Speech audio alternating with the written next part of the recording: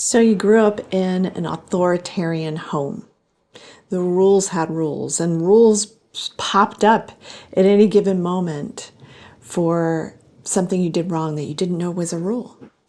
So a narcissistic family system is a very complex thing. And in this video, I am going to tackle the 4 roles that we see in narcissistic family systems that the narcissist chooses very carefully for their children to hold these particular roles. And of course, it's all in service to them because, hey, with a narcissistic parent, it is all about them.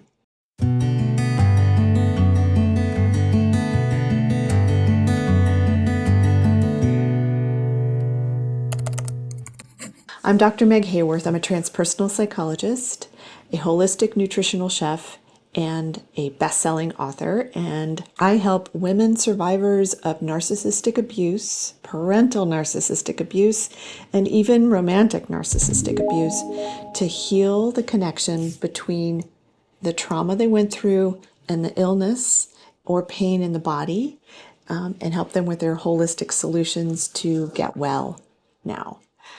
So I am going to be talking about these 4 primary roles. Now, a lot of you are probably really familiar with, if you've been watching a lot of videos about narcissism, or you are the adult child of a narcissist, an ACON, as I like to call you, because we have been conned into believing certain things about ourselves and about our siblings that keep us really divided. So, I mean, if there's something other than the primary phrase of a narcissist, which is it's all about me, but when it comes to a narcissist and their children, it's all about dividing them, because united we stand, divided we fall. And dividing us as children and pitting us against each other is something that narcissists do all the time, so that you're looking at your sibling as the problem when it's really the narcissistic parent. It's a mind game all the time. So here are the roles that the narcissistic parent really carefully chooses. He will watch, or she will watch, the children at a young age and see, are they going to be easier to manipulate? Are they going to be easier to control? And so you've probably heard of the golden child. The golden child is that one who is actually going to be easier for them to manipulate or control. They may not be as talented as some of the other children in the family. They are usually more compliant, and they will look for someone that they can sort of groom into a role that they want them to hold. In other words, it has to be something that the narcissist really approves of. They approve of these particular things that this child does, and they kind of groom them towards that. They tend to give that child a lot more praise. They're doing approved activities, approved behaviors, choosing approved professions, having the family, doing all of the things essentially right. But the narcissist kind of sets them up for this. And also they will get the rest of the family to really dote on that child and give them a lot of approval. And so they end up thinking they're really special and they're super talented when they may not be as talented as, say, the scapegoated child. So that golden child is that first one that we hear a lot. And now just know also that these roles can shift and change. I have yet to see a scapegoated child be the golden child, but if they're doing something at some point in their life that is totally approved of by the narcissistic parent, maybe. And so just know that these are not always hard and fast, but pretty much the golden child and the scapegoat are carefully chosen. Those are the 2 primary roles that children of narcissists will play. Now, the narcissist will choose the scapegoat, and most of the scapegoats tend to be empathic, sensitive, intelligent, intuitive, very talented. Now, these are people that can be a real threat to the narcissist. You don't want to usurp the narcissist's talents or skills or abilities. You don't want to make them look bad. And the scapegoated child is that talented child will do that. If they're highly intelligent, they're going to need to squash that intelligence as fast as they can, and they do. So the scapegoated child often gets blamed for everything that goes wrong in the home. That doesn't mean the golden child doesn't get blamed. They will if they fall out of line and don't follow everything that the narcissist wants them to do. And I think this is an important thing to remind you of if you don't know this already. But the narcissist sees all of their children as an extension of them. It's like you're a limb to them. So they feel like they should be able to control that arm or that leg. And when they can't, they get out of control. And this is when they try to suppress the children. So the scapegoated child, like I said, is also empathic and sensitive, and becomes more sensitive from all the scapegoating and the blaming and the shaming and all of that stuff. But we tend to be, I'm putting myself in this category, truth tellers. We tend to be truth seekers. We tend to be people that want to know what the truth is. And we might point it out and just go like, what are you doing? And they don't want you to do this. And this is part of why you become the scapegoat, is because you just came into this world wired for truth and wired for truth seeking. And now scapegoats will tend to be people that may also go and try to help themselves and learn about the narcissist and why they are the way that they are. A scapegoat child will often feel unloved, unseen, unheard, misunderstood, because the narcissist doesn't want to see them as they are. Now, again, those roles can shift and change. Now, and there may be more than one scapegoated child in the family. Like if one leaves the family, then there's got to be somebody else who's going to take the brunt for all of that. But again, they are chosen very carefully by the narcissist, and they watch them early on and place these roles on them. So this isn't how these people actually are. These are imaginary roles that they're placed on for the narcissist's need to control everyone and everything that goes on around them, and most especially their own children. So one thing that happens with the scapegoat as they grow up, they can't even really see their own talents and their own gifts. They can't see themselves as they really are because they were constantly told they weren't good enough, they weren't smart enough, they didn't do it right. Those messages get really programmed into scapegoated children. And they may go the opposite way and just become these massive overachievers. It really depends on the individual. It depends on, the personality type of the person who is placed into these roles by the narcissistic parent as well. Okay, the third one that I'm going to talk about is the enabler. So the enabler often becomes the major people pleaser, and this can happen with any of these roles as a narcissistic family system.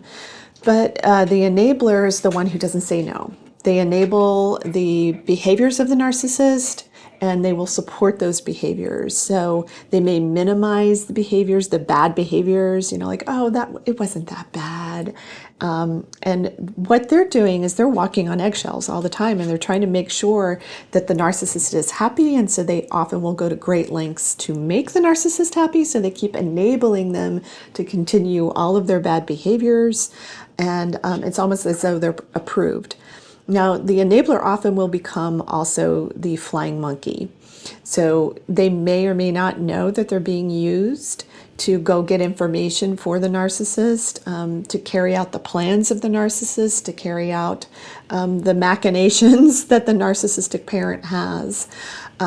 So that's a role that the enabler can also take on, and often they're really not aware of that. The enabler will say yes to the point that they will compromise themselves, and they compromise themselves so much that they can really compromise their health in the process and their own well-being. And you may be a golden child who also enables. You may be a scapegoat who also enables, because you're walking on the eggshells. You're trying to make them happy. You're trying to do right by them and for them, because hey, again, it's all about them. That's their never-ending quote, and the way that narcissistic parents live all the time. So the fourth one that I'm going to talk about, it's known as the invisible child or the lost child. And scapegoated children can often feel like the invisible child. I know I've been in that category for sure. So the invisible child is the one who's completely neglected. Like they don't really look at what is that child into, and is it something that I approve of? It's just like everything they do is wrong. But the invisible child tends to be the child who never asks for help. They know better than to ask for help.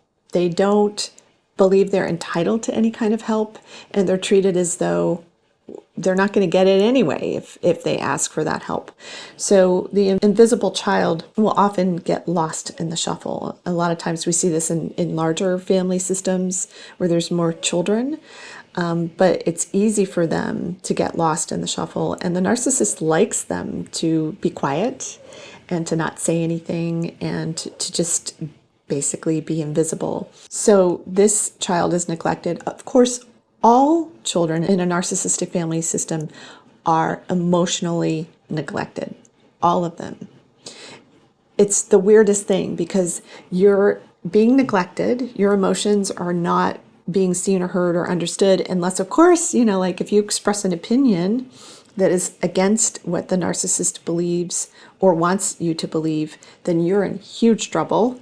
But you're being neglected emotionally, so you're not being nurtured emotionally, while also they're on top of you about what you're doing wrong.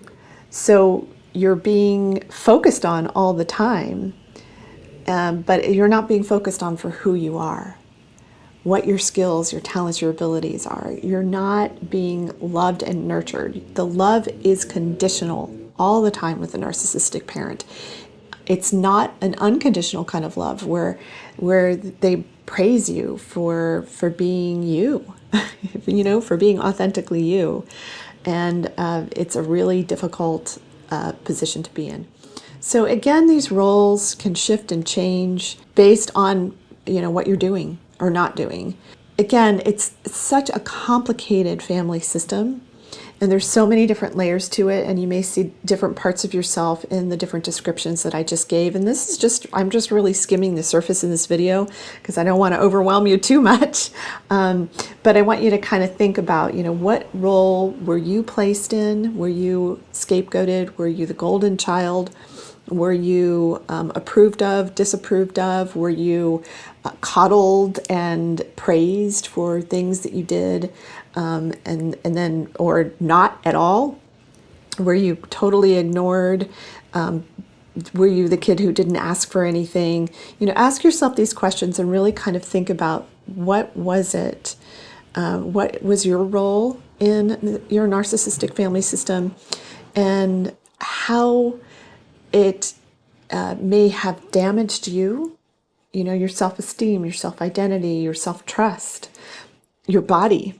How has it damaged your body? Really think about that, because if you have all kinds of illnesses, like I see all the time with adult children of narcissists, ACONs, because you've been conned into believing all these things that are not true. I see autoimmune disease. I see cancer. I see clients who have persistent pain issues or injuries. Now, if you think an injury, that can't be related at all to my narcissistic parent or emotional abuse, but it actually can be related to that because it shows up in a part of the body that maybe was already weakened from the drain, that emotional drain that the narcissist drained you of. So anyway, if this stuff resonates with you, and if you're looking for a different kind of therapy, if you feel like you've hit a wall in traditional talk therapy, you've watched a gazillion videos and you're like, I know what the problem is and I need help with this problem, and you're looking for something that goes deep into the subconscious mind and thus the body to help you heal in a holistic way, and I also offer nutrition and cooking support to help you heal the body while you're going through your emotional release process, then I am your gal. So if this resonates and you want to book a free call with me, please do so in the comments and the description below. you can talk to me for free, and we'll talk about how I might be able to help you. You can also check out my online courses, and those will be in the links below as well, to help you with some on-demand courses that can help you with the different areas, like the inner child and what he or she suffered and how to help heal that, the energetic drains that you go through and how to heal those energetic drains. So with meditations and visualizations and also journal prompts and exercises that can help you heal. I want you to go from wounded ACON, adult child of a narcissist, to healed ICON. I want you to be the icon you were meant to be. And an icon is independent, confident, originally you, naturally you. So I'm Dr. Meg Haworth, and I hope this information has helped you get well now.